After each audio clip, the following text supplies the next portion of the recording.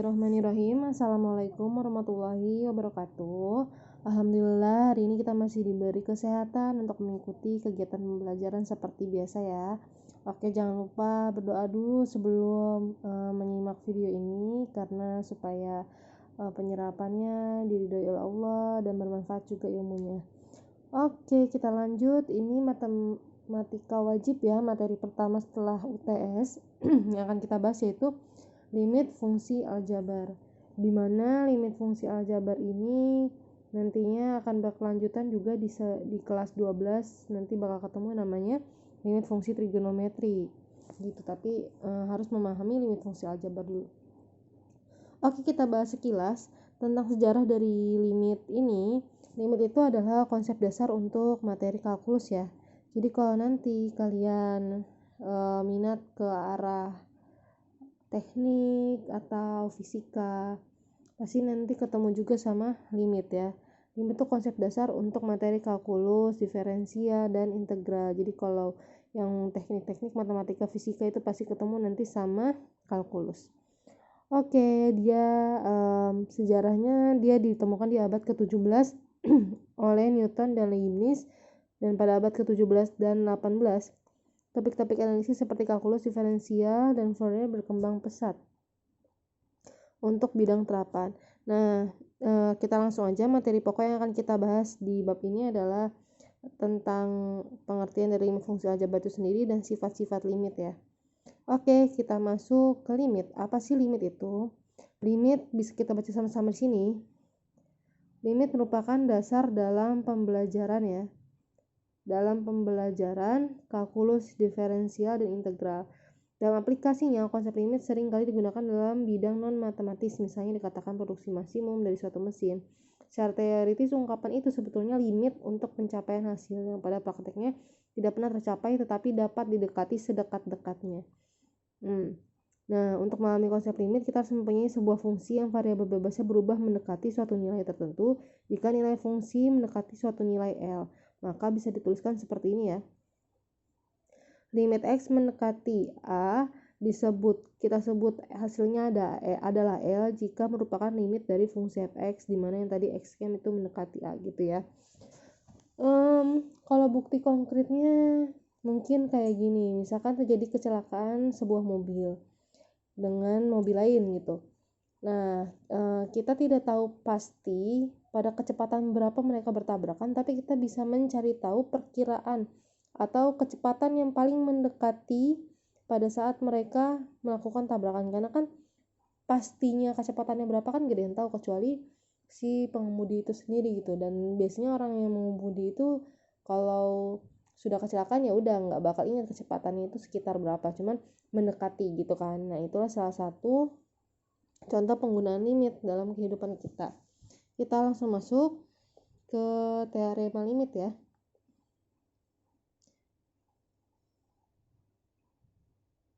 Nah, ini dia teorema limit.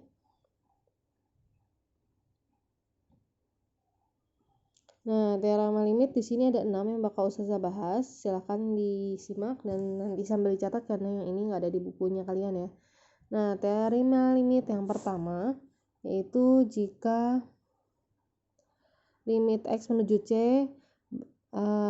adalah fungsinya konstanta, maka hasil konstanta itu sendiri. Contohnya yang gampang, limit X menuju 5, fx-nya adalah 6, berarti hasilnya sama dengan langsung fx-nya 6. Jadi nggak ada nilai X yang bisa disubstitusi ke fungsinya gitu, karena ini fungsi konstanta. Terus kalau limit X menuju 5 dari 7 berarti sama dengan 7 gitu. Jadi jawabannya langsung gampang ya kalau yang fungsi konstanta. Lanjut ke teorema yang kedua, limit X menuju C dari fungsi fx sama dengan fc. Jadi langsung disubstitusikan gitu. Jadi kalau ini adalah fungsi X ya, bukan fungsi konstanta lagi. Nah, kita langsung masuk contoh 10. Nah, ini dia. Limit X menuju 3 dari fungsinya adalah 2x min 5. Maka di sini tinggal substitusi nilai X menuju 3 ini ke fungsi fx-nya yaitu 2x min 5. Jadi si X-nya kita ganti dengan 3. Jadi 2 kali 3 kurang 5, 2 kali 3 6 kurang 5 1 gitu. Gampang ya. Terus limit X menuju 1 dari fungsi fx ini, berarti tinggal substitusikan X-nya ke dalam fungsi fx. Berarti X-nya menuju 1. Berarti 4 kali 1 pangkat 4 dikurang 2 kali 1 tambah 1. Berarti 4 kurang 2 tambah 1 sama dengan 3. Betul ya? Oke, sampai sini masih gampang kan dipahami? Kita lanjut ke teorema yang ketiga. Teorema yang ketiga yaitu kalau ada limit X menuju C dari fungsi fx ditambah ataupun dikurang fungsi gx, maka si limitnya itu bisa dipecah kayak gini gitu. Jadi limit fx ditambah limit gx yang tadinya limitnya 1 jadi dipecah jadi 2 gitu. Contohnya ya, kita langsung ke contohnya. Nah,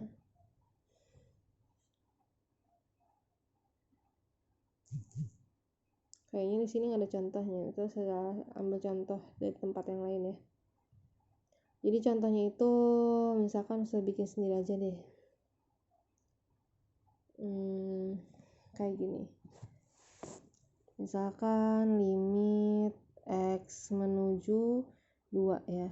Dari 2x kuadrat plus 5x. Nah, ini kan fx, anggap ini fx, ini anggap ini gx. Berarti ini bisa dipisah nih. Jadi limit x menuju 2 dari 2x kuadrat ditambah limit x menuju 2 dari 5x. Nah, kalau gini kan tinggal disubstitusikan x-nya ke dalam fungsinya. Ini 2 kali 2 kuadrat ditambah 5 kali 2. Berarti ini 8 tambah 10 sama dengan 18. Susah boleh nggak sih nggak usah dipecah gini? Ini nggak usah dipecah gini, aku mau langsung aja kan, tinggal substitusiin aja ke sini kan? Boleh gitu. Iya boleh. Nggak apa-apa. Mau langsung juga boleh. Gitu, itu hanya sebagai teorema ya. Nanti teorema itu pasti bakal berguna di soal-soal yang lain. Kita lanjut ke teorema yang keempat. Teorema yang keempat bunyinya limit X menuju C, fx dikalikan gx, maka limitnya pun bisa dipecah sama kayak yang tadi. Contoh nih, contoh 11, limit X menuju 5 dari 2 min X dikali X plus 3. Berarti ini boleh dipecah nih. Kalau nggak dipecah boleh nggak? Boleh juga. Kalau nggak dipecah kan berarti tinggal substitusiin aja langsung 2 kurang 5 dikali 5 tambah 3. Sama aja kan? Nah, 2 kurang 5 min 3, 5 tambah 3, 8. Min 3 kali 8 minus 24. Betul. Oke, kita lanjut ke teorema yang kelima. Di teorema yang kelima ini, bunyinya pembagian ya, pembagian limit, maka nanti bisa dipecah juga. Langsung contoh 12. Di sini limit X menuju 5 dari 3X plus 4 per 2X min 3. Maka langsung disubstitusikan si nilai X-nya X5 digantikan ke dalam sini ya, disubstitusi. Jadi 3 kali 5 tambah 4. 3 kali 5 15 tambah 4 gitu kan. Betul. Terus 2 kali 5 kurang 3. 2 kali 5 10 kurang 3 7. Jadi jawabannya 19 per 7. Oke, sampai sini masih gampang ya. Gampang banget nih. Kalau yang teorema limit ini masih mudah. Kita ambil beberapa contoh lagi ya. Oh, ternyata masih ada nih, yaitu teoremanya yang ke-6 ya.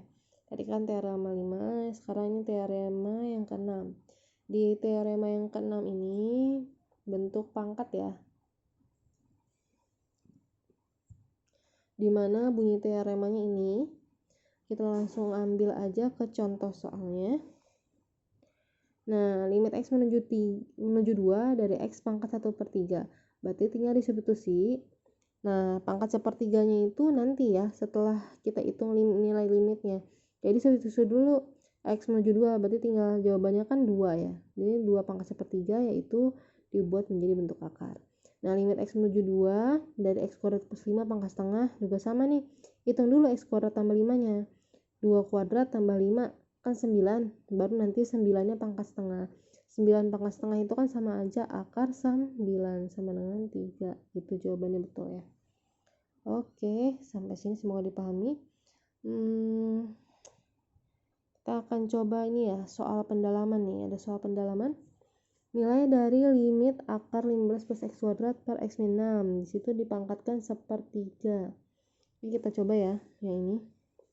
Berarti ini sama dengan disubstitusikan ya, X-nya sama dengan 7, berarti akar 15 tambah 7 kuadrat per 7 kurang 6 gitu kan, dipangkatkan per 3. 15 tambah 7 kuadrat kan 49, 15 tambah 49 per 1 ya, per 1 pangkat seper 3. 15 tambah 49 itu 64, berarti akar 64 itu sama dengan, saya nggak boleh langsung deh, saya pelan-pelan aja. Akar 64 itu sama dengan 8, 8 pangkat seper 3. 8 itu bisa diubah tadi perkecil menjadi 2 pangkat 3. Pakai sifat eksponen dikali sepertiga, maka 3-nya coret, berarti nilainya jawabannya sama dengan 2. Yang B gitu ya. Oke, kita lanjut. Apakah ada contoh soal yang lain? Ada nih. Ada contoh soal lain. Nah, kalau ini dari buku paketnya yang kalian ya. Bisa ambil juga. Kita bahas soal. Tentukan nilai dari limit fungsi aljabar berikut. Oke. Limit X menuju 2 dari fungsi X kuadrat. Maka tinggal langsung disubstitusikan nilai X-nya 2. Gitu. Jadi 2 kuadrat. Langsung aja ya. 2 kuadrat sama dengan 4. Kalau ini kan dibikin X kali X, tapi kalian kan tahu tadi bentuk perpangkatan ya, jadi langsung aja X-nya masukin 2 terus nanti dikuadratin gitu kan. Terus yang ini juga sama, 5X pangkat 3. Nah di sini perhatikan yang pangkat 3-nya itu hanya X-nya, 5-nya nggak pangkat 3, berarti langsung 5 dikali 2 pangkat 3, berarti 2 pangkat 3 8 kali 5 sama dengan 40. Betul ya, si gampang. Alhamdulillah. Kita lanjut. Nah ini ada juga di buku kalian, halaman berapa ya, udah lupa, 216 kalau nggak salah, kalian bisa lihat nanti. Yuk kita bahas. Nah, tentukan nilai dari limit fungsi aljabar berikut. Yang pertama, limit X menuju 2 dari 3X pangkat 3 min 2X plus 5. Oke.